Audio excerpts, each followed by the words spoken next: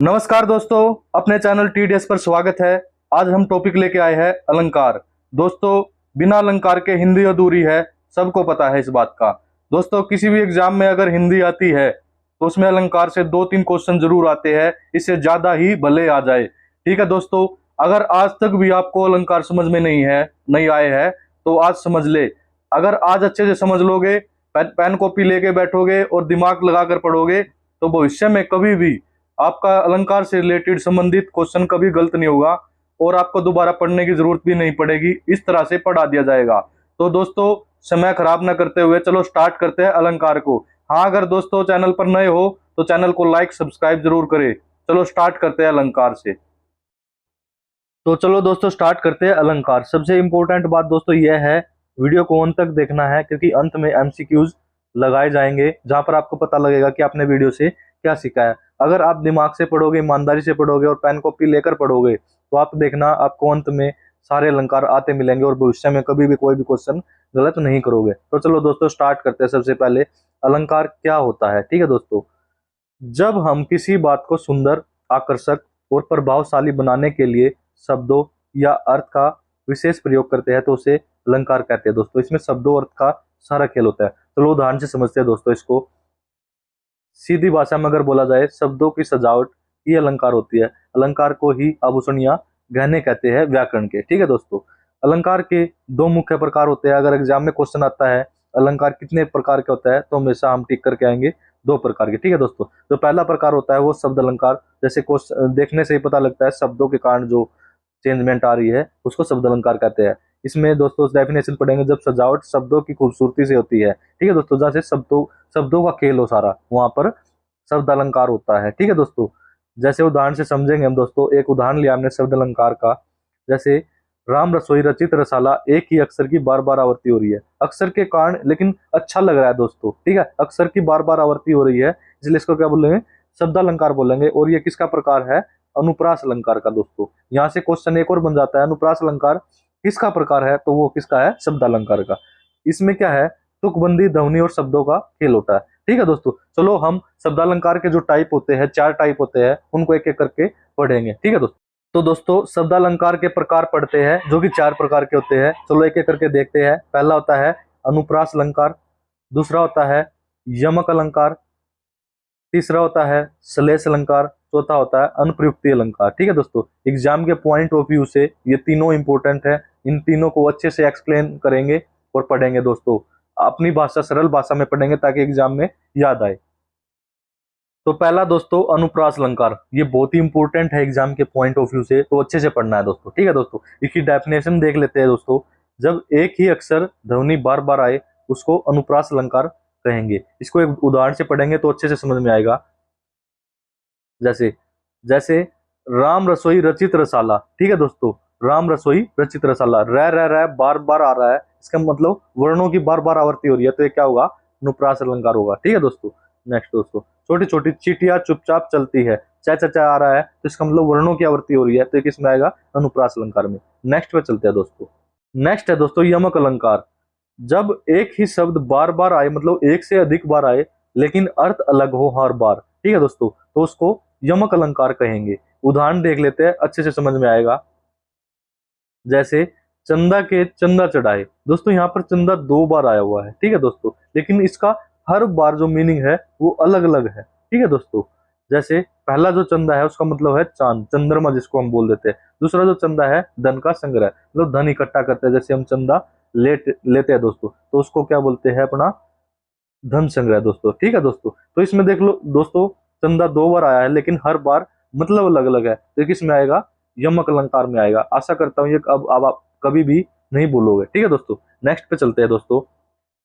Important है ये बहुत, श्लेष अलंकार। दोस्तों ये बहुत ही कंफ्यूजन टाइप का होता है दोस्तों अलंकार, तो इसको सरल भाषा में समझेंगे दोस्तों और इसको आप कभी भी भविष्य में गलत नहीं करोगे। तो डेफिनेशन पढ़ लेते हैं। एक ही शब्द से अधिक अर्थ निकले, या मतलब 2 अर्थ निकले। ठीक है दोस्तों, तो उसको श्लेष अलंकार बोले। मतलब किसी भी वाक्य में एक शब्द आया लेकिन उसके अर्थ अलग अलग होंगे दोस्तों एक ही शब्द के, तो वो किस में आएगा, श्लेष अलंकार का। चलो उदाहरण से समझते हैं, अच्छे से समझ पाओगे दोस्तों। जैसे कमल में भंवरे बैठे हैं। ठीक है दोस्तों, यहाँ पर जो है कमल फूल भी हो सकते हैं दोस्तों, कमल किसी का नाम भी हो सकता है दोस्तों। तो यहाँ पर कमल में भंवरे बैठे हैं, कमल के दो मीनिंग हो सकते हैं यहाँ पे, फूल का नाम हो सकता है और व्यक्ति का नाम हो सकता है। तो दोस्तों आशा करता हूँ अब आप श्लेष अलंकार को कभी भी गलत नहीं करोगे। तो दोस्तों जो अलंकार का दूसरा प्रकार था वो था अपना अर्थ अलंकार। पहला हमने शब्द अलंकार पढ़ लिया अच्छे से, जिसमें थे अनुप्रास अलंकार, यमक अलंकार और श्लेष अलंकार। अब है अर्थ अलंकार। दोस्तों एग्जाम के पॉइंट ऑफ व्यू से अर्थालंकार भी बहुत ही इंपॉर्टेंट होता है, तो इसकी डेफिनेशन पढ़ लेते हैं। जब सजावट अर्थ या भाव से होती है दोस्तों, जहां पर भाव का खेल हो, ठीक है दोस्तों, उदाहरण से समझेंगे अच्छे से समझ में आएगा। उदाहरण जैसे दोस्तों, तेरा मन मंदिर मेरा मन पुजारी, दोस्तों भावनाओं से जुड़ा हुआ है, इसलिए क्या किससे किससे होगा दोस्तों, ये अर्थालंकार होगा। ठीक है दोस्तों, तो इसमें कल्पना, तुलना और भावनाओं से सुंदरता आती है। ठीक है दोस्तों, एक बार देख लेते हैं अर्थालंकार के जो प्रकार है वो कौन कौन से होते हैं। ठीक है दोस्तों, इसमें पहला है उपमा अलंकार, दूसरा है अपना रूपक अलंकार, तीसरा है अपना उत्प्रेक्षा अलंकार, चौथा है अपना अतिशयोक्ति अलंकार, पांचवा है अपना मानवीकरण अलंकार, व्यतिरेक अलंकार, सातवां है अपना विरोधाभास अलंकार। तो दोस्तों चलो इनको एक एक करके हम डिफाइन करते हैं दोस्तों। ये पॉइंट ऑफ व्यू से एग्जाम के बहुत ही इंपॉर्टेंट है दोस्तों। जैसे उपमा, रूपक, उत्प्रेक्षा और अतिशयोक्ति, ये चारों तो बहुत ही इंपॉर्टेंट है दोस्तों।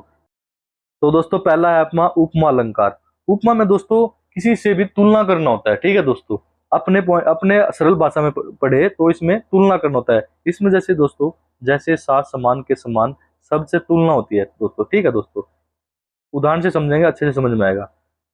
वह चांद सा सुंदर है, मतलब चांद सा सुंदर है, मतलब चांद जैसा है, सुंदर है। ठीक है दोस्तों, इसमें क्या हो रही है, तुलना हो रही है दोस्तों। तो एक इसमें आएगा अपना उपमा अलंकार में आ जाएगा। ठीक है दोस्तों,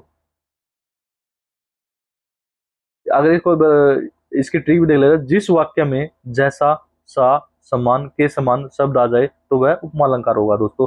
जिस भी वाक्य में जैसा, सा, समान के समान शब्द आ जाए तो वह दोस्तों उपमा अलंकार होगा, ध्यान रखना। ठीक है दोस्तों, कॉपी में नोट कर लेना है बात। ठीक है दोस्तों, नेक्स्ट है दोस्तों अपना रूपक अलंकार। ठीक है दोस्तों, जिसमें इसकी डेफिनेशन पढ़ते हैं, बिना जैसे, सा, समान के समान सीधी तुलना कर ली जाए। मतलब इसमें ये ऐसे नहीं बोला जाता कि चांद सा सुंदर है, चांद है मतलब चांद ही बोल दिया जाता है, मतलब चांद सा नहीं बोला जाता। ठीक है दोस्तों, उदाहरण से समझेंगे तो ज्यादा क्लियर होगा। वह तो चांद है, मतलब चांद सा है नहीं बोला, चांद है डायरेक्ट ही बोल दिया दोस्तों, इसमें तुलना नहीं की गई है दोस्तों। ठीक है दोस्तों, जिस वाक्य में तुलना ना करके सीधा वह बोल दिया जाए उसको रूपक अलंकार करेंगे दोस्तों। सीधा मतलब इसको ऐसे भी पढ़ सकते हैं, उसको सीधा ही रूप दे दिया तो रूपक अलंकार होगा। ये इसकी एक शॉर्ट फॉर्म भी हो जाएगी। ठीक है दोस्तों, अगर इसका ट्रिक के माध्यम से भी पढ़ सकेंगे इसको। ठीक है दोस्तों, तो इसमें ये क्या होगा अपना रूपक अलंकार। आशा करता हूँ अब इससे क्वेश्चन कभी भी गलत नहीं करके आओगे। नेक्स्ट है दोस्तों अपना उत्प्रेक्षा अलंकार।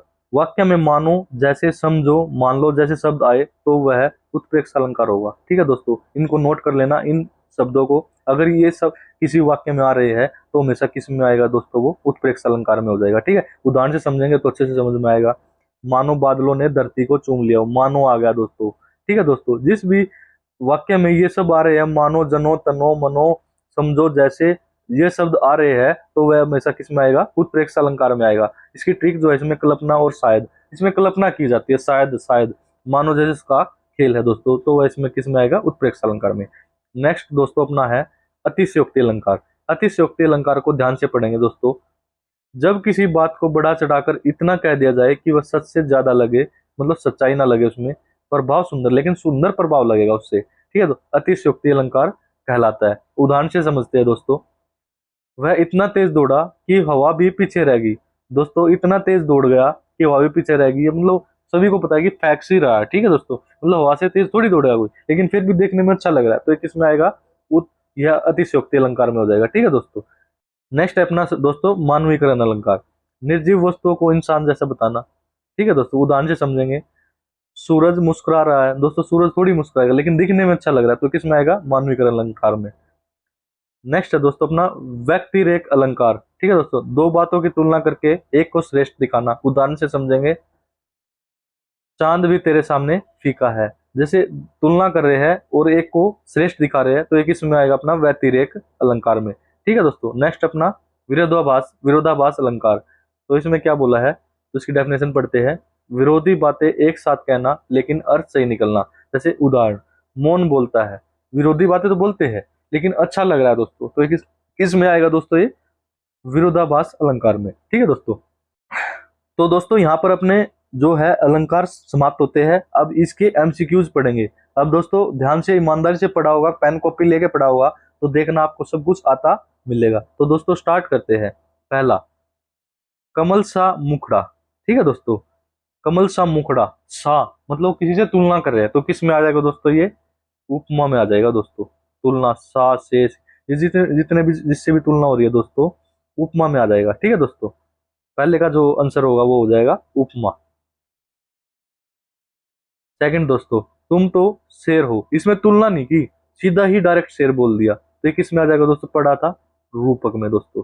जिसमें तुलना ना करके डायरेक्ट बोल दिया जाएगा किस में आएगा, रूपक अलंकार में दोस्तों। ठीक है दोस्तों, नेक्स्ट, वह इतना तेज दौड़ा कि हवा भी पीछे रहेगी। दोस्तों इतनी कौन फेंकता है, हवा को पीछे कोई नहीं छोड़ सकता, लेकिन बोल दिया।